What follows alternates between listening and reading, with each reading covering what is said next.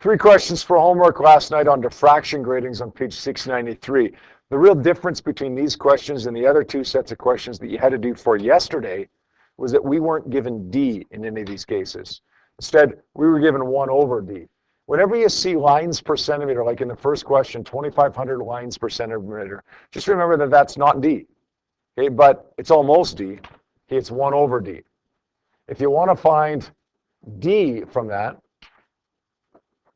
from the lines per centimeter, what do you got to do with it? How do you find D from that? Flip it over. So 2,500 x to the minus 1 on your calculator gives you a number that is the number of centimeters for D.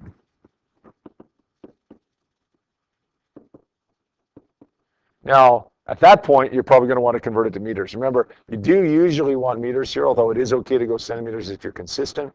Probably going to want meters, but wait to convert to meters until you've got centimeters. Don't try to convert 1 over centimeters to 1 over meters. There's a good chance you're going to make a mistake on that. Other than that, questions are the same as that we had over the last couple of days here. Any issues with any of these 3 questions, 1 to 3 on page 693? Done? Yep. I was going to pick 1 to do anyways, even if you didn't have any questions. So that one works. A diffraction grating has 1,000 lines per centimeter. That's going to be 1 over D. We're going to circle the centimeters, though, because we don't want to see that. We also have a wavelength here. That's red light, 750 nanometers. Okay, we're going to circle the nanometers because, again, we don't want that. What would be the separation between bright antinodes? Really what they mean there is adjacent bright antinodes, antinodes that are beside each other. So n is going to be equal to what? If these antinodes are beside each other, n is going to be equal to, right, n is going to be equal to 1. And the screen is 3 meters away, so L is 3 meters there. Let's find D. D is equal to 1 over, what was that, 1,000? Yeah, 1 over 1,000. Which is 0.001, and that's going to be centimeters, right? We want to find that in meters, so we're going to do that. We're going to divide by 100 to do that. If we had 1.00 times 10 to the minus 3, this is going to be 1.00 times 10 to the minus 5 meters. So D, 1.00 times 10 to the minus 5 meters. The wavelength, we're going to change the 750 nanometers to 750 times 10 to the minus 9 meters. Okay, L is 5 meters. N is equal to 1. Sorry, N is 3 meters, I guess. N is equal to 1. We're looking for X here, right? The separation between bright antinodes. Now, in this question, the only way to get X is to assume that equation lambda is equal to XD over N times L is valid. Okay, we can't find theta here. If we don't know what X is, we can't find theta. Okay, now, or can we use the lambda is equal to D sine theta over N? We can actually, can't we? We can. Let's do it this way. Why do I want to do it this way? Why do I want to use that equation right now? Because it always works, and we don't know if theta is bigger than 10 degrees. We don't know if L is more than 10 times X. Okay. When I read it the first time, I thought, you know what? I think we got to just assume this because we don't have a way of finding theta, but we do have a way of finding theta. Not the way we've been finding it, not using the trigonometry way, but rather using this equation. Lambda is equal to D sine theta over N. Yeah. So let's do that. Lambda times N over D. Theta is equal to the inverse sine of lambda times N over D. Let's get that. The inverse sine of 750 times 10 to the minus 9 times N, which is 1, divided by D, which is 1.00 times 10 to the minus 5 meters. Well, that's nice and easy inside there. Would be 750 times 10 to the negative 4. What's the inverse sine of 750 times 10 to the minus 4?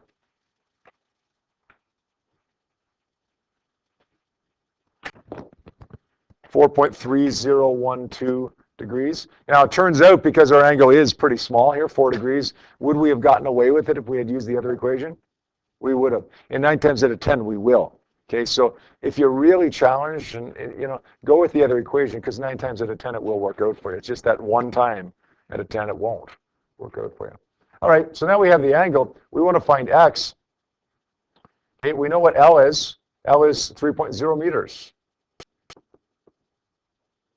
We know what theta is. It's 4.3012 degrees. Here's x. So let's now use tan theta. Tan of 4.3012 degrees is equal to opposite over adjacent 3.0. So it's kind of working backwards, right? Whenever we found that the equation lambda is equal to xd over n times L wasn't valid because the angle was too big, we found the angle using some trigonometry, like we're doing at the bottom there, and then we went to lambda is equal to d sine theta over n. This time we found theta using d sine theta over n, and then we went to the trigonometry to find out what x is.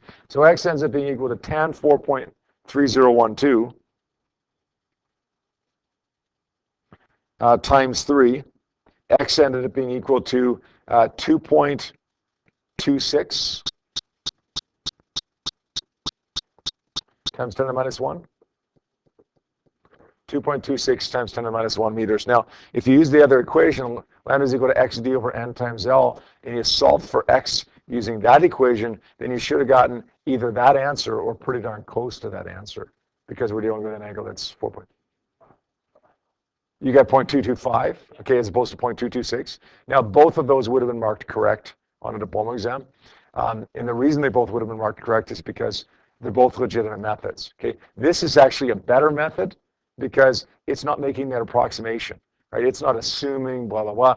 Okay, we're dealing with a small angle, which makes the equation that you used a decent equation, one in which they will accept the use of for an exam. But this is perfect. Okay, the actual answer would be 0.226. 0.225 would have been marked correct, though, because basically you did what they said you could do and used the other equation when it was under 10 degrees. Although you didn't know it was under 10 degrees when you did it. So you kind of got lucky a little bit. We're good there? Yep. Yep.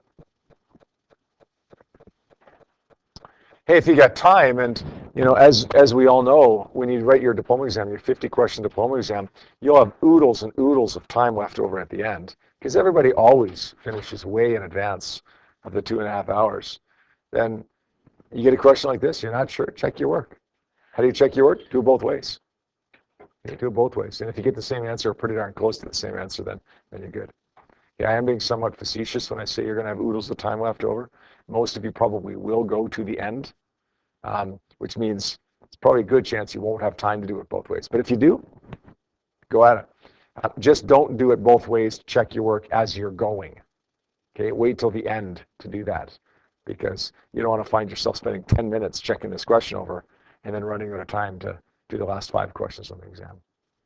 Yep, yeah, okay. Good. Is there any way to put an updated version of the worksheet on the website? Because I didn't get all of it. Your homework tonight is to finish up worksheet number 19. We checked over question number 9 already, and some of you have got a good start on these questions already, but I'd like you to do the rest of those questions tonight, 1 to 8, except for number 2, which we scratched, right? So 1 to 8, except for number 2. What would that be? 1 and 3 to 8. 7 questions if you haven't done some of those questions already. All right.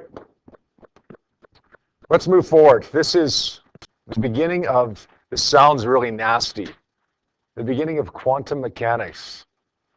So when you go home tonight and mom and dad says, what'd you do at school today? You know what, it wasn't, nothing really, just a little quantum mechanics. Like, it's nothing. Like, to people that aren't as smart as me, it wouldn't make any sense, but for me, it was nothing. Today, we're going to introduce quantum physics. And for you guys today, it's going to make sense to you, I think. I don't think there's going to be anything crazy today. It gets crazy. Quantum physics gets really, really crazy. For us in Physics 30, even beyond today, it doesn't get too bad. It's not like it's not understandable by intelligent people like us. But if you study it further, it gets really, really crazy and really difficult to understand, including for people like me. Okay, it doesn't make any sense in the world. We're going to start off quantum theory by introducing a new term called a photon. A photon, we're going to say, is a particle of light or a quantum of energy. Okay, up until now, we're calling light a wave that consists of an electric field and a magnetic field, and it's caused by accelerating charged particles and so on. And we're not going to abandon that. Okay, we're not abandoning the whole idea of the wave theory of light. We're just now introducing another aspect to it, the particle theory of light. In fact, now we say there's a wave-particle duality associated with light. It behaves as a wave sometimes. It behaves as a particle sometimes. It's kind of like me. I'm a husband and I'm a father. I'm the same thing. I'm the same person. But sometimes I have a father nature. Depends on what I'm doing. And sometimes I have a husband nature. It depends on what I'm doing. Okay? So there's a husband-father duality or a wave-particle duality associated with it. Again, we're not abandoning the father nature just because we have a husband nature. We're not abandoning the wave nature just because we have a particle nature. But now we are saying that there is this other nature associated with it, this particle nature. Light exists as a particle, a photon, a quantum of energy. It's kind of like a little rock. Okay, you throw rocks. Each of those rocks has a certain amount of energy.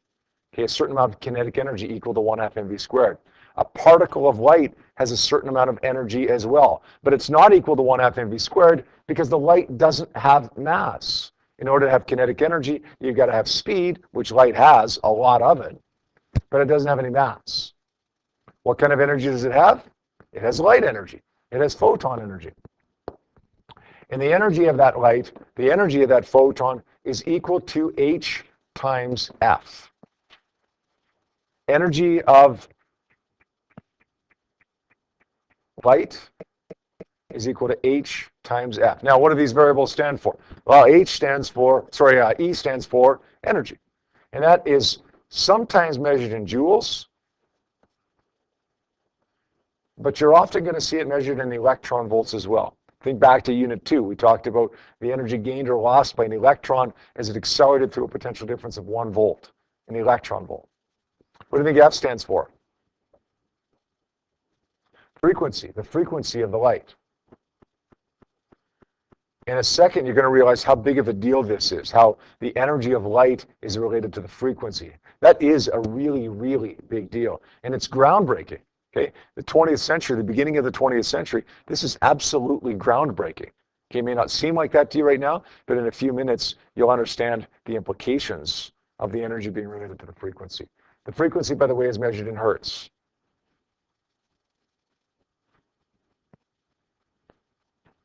H is a new term for you. Okay, you're not going to know what that means.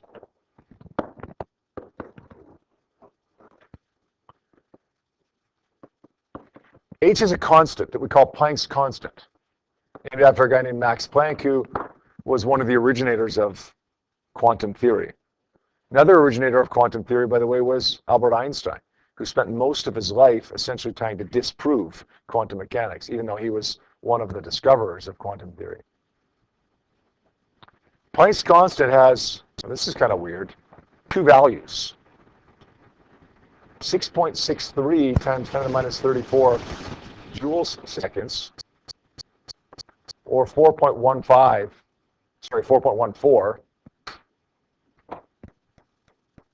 times 10 to the negative 15 electron volt seconds. How, if it's a constant, can have two separate values? Sorry? Two different units, yeah. I told you guys I'm going to the hockey game tonight.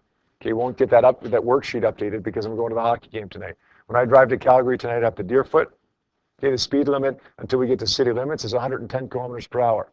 Okay, once we hit city limits on the Deerfoot, it becomes 100 kilometers per hour. The constant for the speed limit on the Deerfoot in Calgary is 100 kilometers per hour. But the constant for the speed limit on the Deerfoot in Calgary is also 27.7 meters per second. Two different numbers, they mean exactly the same thing, but it's just two different units, right? That's exactly what we have here. Two different units, same number, really. It's just two different units that end up meaning the same thing. So the energy is related to the frequency. Okay, we would think that the energy would be related to the intensity, but it's not. It's related to the frequency. And again, that has some pretty big implications. And we'll see in a few minutes what some of those implications are. We've got a couple examples here, and the first couple examples are going to be really, really straightforward for us. Number 14.1 on 706, how much energy is carried by a photon of red light with a wavelength of 600 nanometers? 600 times 10 to the minus 9 meters. All right, this is, oh, wait a second. We said E is equal to H times F. We have wavelength, right? Take a look at your data sheet for a second. Find the equation E is equal to H times F. What does your data sheet say E is equal to H times F is also equal to?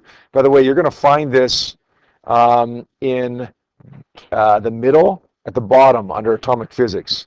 It says E is equal to HF, but it also says E is equal to something else besides H times F. HC over lambda. Where does that come from? Well, V is equal to F times lambda. V is c, the speed of light. So if we rearrange that, we get V over lambda. We replace F with V over lambda or C over lambda, and that becomes my new equation. Both of those forms appear on my data sheet, H times F and HC over lambda. This time, obviously, we're going to use HC over lambda. Now, what value of Planck's constant do you want to use? 6.63 joule seconds or 4.14 electron volt seconds? Depends on what units you want for your final answer. If you want joules, then use the joules one. If you want electron volt, then use the electron volts one. If in doubt, if you're not sure which one to use, always go with the joules one. You're going to find over the next few days that the joules one, you can always make work. Sometimes you have to do a little bit of extra work to make it work, but it can always work. The electron volt one will usually work, but there's a couple scenarios where it doesn't. Okay, so if in doubt, always use the 6.63 value. But I would recommend writing the units in. Sometimes we get careless and get a little bit lazy and we don't write in the units for things. I would recommend writing in the units here. Why? Why am I suggesting for Planck's constant that we always remember to put in the units? So that we remember what our final answer should be in, right? So we don't get confused. Okay, we remember, oh, joules seconds. Final answer is going to be in joules.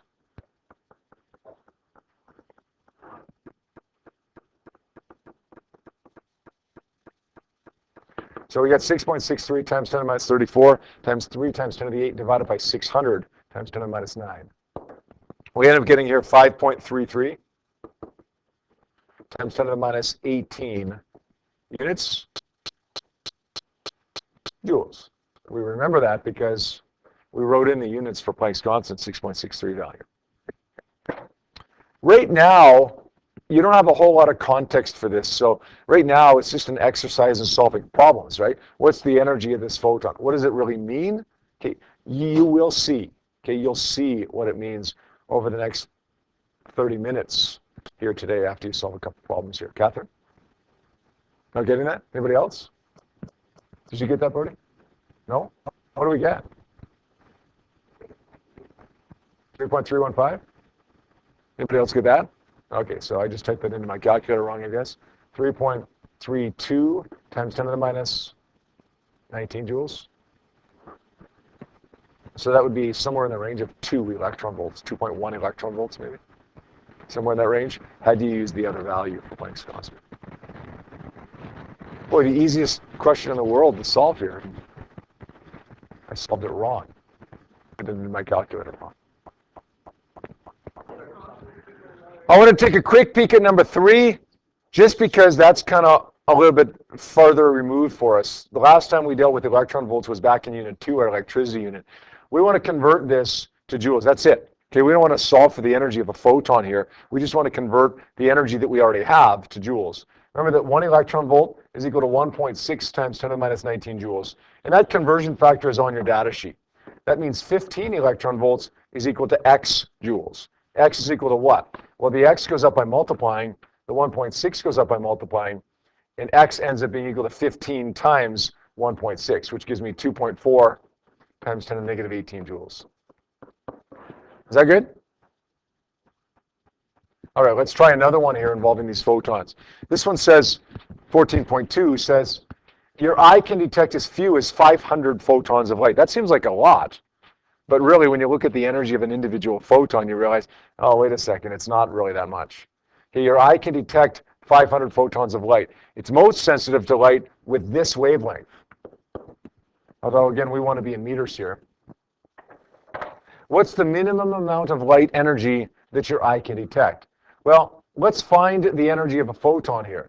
It's going to be hc over lambda. And if we want to do it in joules, we're going to use the 6.63 value. Again, if in doubt, use that 6.63 value and get joules. 6.63 times 3 times 10 to the 8 divided by the wavelength of 510 times 10 to the minus 9 meters. Let's get that energy. 18.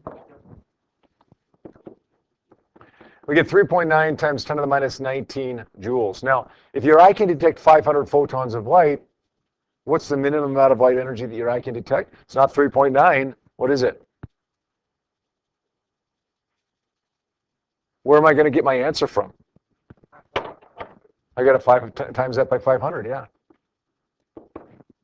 Okay, that's one photon. We need 500 photons. So let's multiply that by 500. When we do, we get 1.95 times 10 to the minus 16.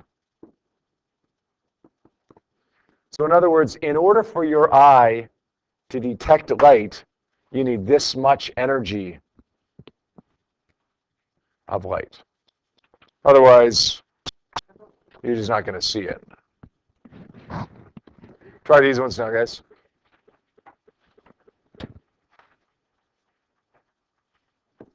Let's take a look at number 3 here, guys. Number 3, the first thing that pops out to me is it says how many. Whenever we're looking for a number, okay, we encountered this when we were looking for a number of electrons earlier on this year, right? A number of electrons, we took the total charge and divided it by the charge of 1 electron. We're looking for a number of photons, we're going to take the total something and divide it by the amount for 1. Okay, in this case, it's going to be energy. The total energy divided by the energy for 1 photon, and that's going to give us the number. Okay, the total energy is 10 joules. Let's get the energy for 1 photon now using hc over lambda. So we do that. We get hc over lambda. We get the energy for 1 photon. Plug it back into here. Divide the two, and we should get 2.8 times 10 to the 19 photons. Does that make sense, Paige? Yeah. Anytime you're looking for a number of anything, photons, electrons, whatever, it's a total something divided by the amount for 1. Okay, so in this case, it's energy. In the case of the electron, it was charge, and so on. Number 2, yeah. 2 says the energy of a 10 nanometer photon. We're just going to say E is equal to hc over lambda in that case. H is the 6.63 value since we're looking for the number of joules there. C is 3 times 10 to the 8, and then lambda is 10 times 10 to the minus 9 meters. Good?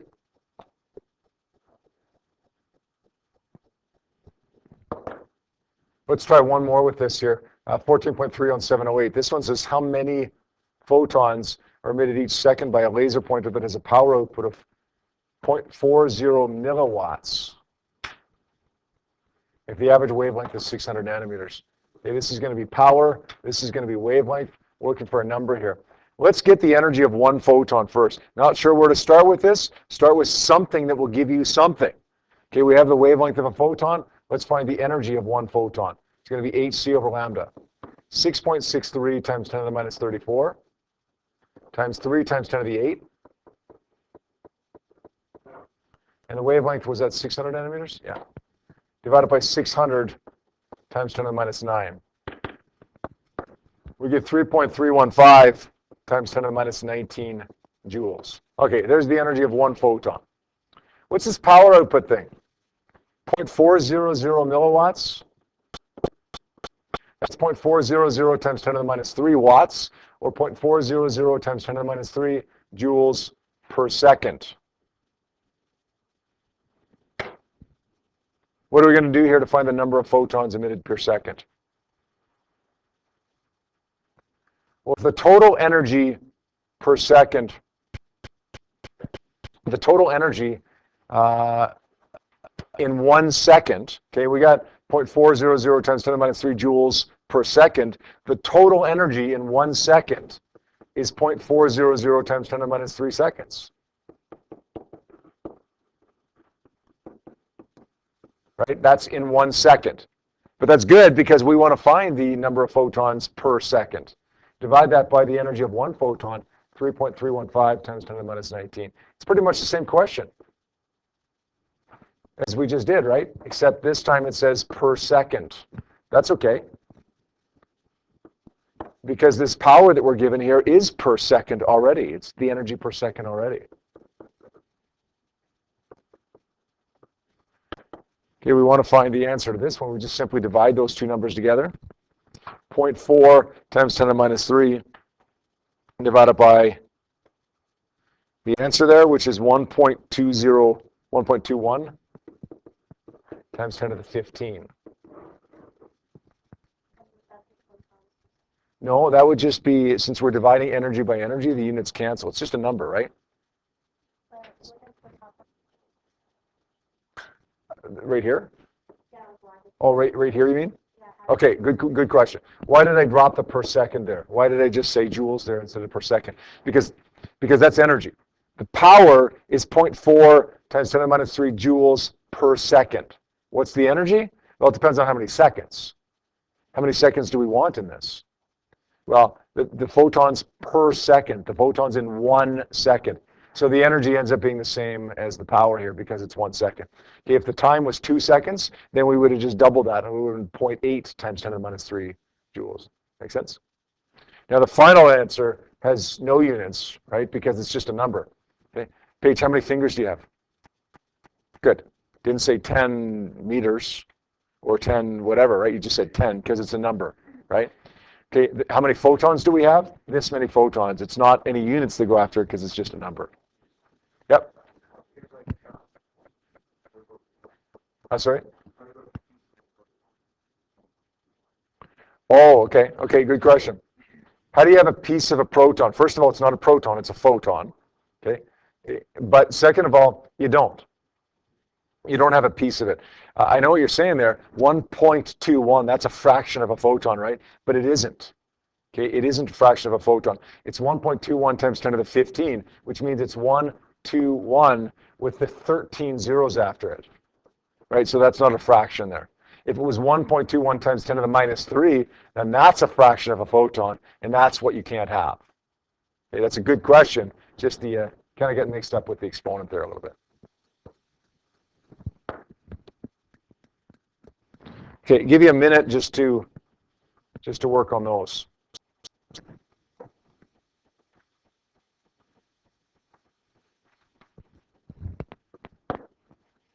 Well, I'm going to finish up these questions for homework tonight, please, page 708. But I also want you to do the following check and reflect questions for homework tonight, page 710, number 1 to 6.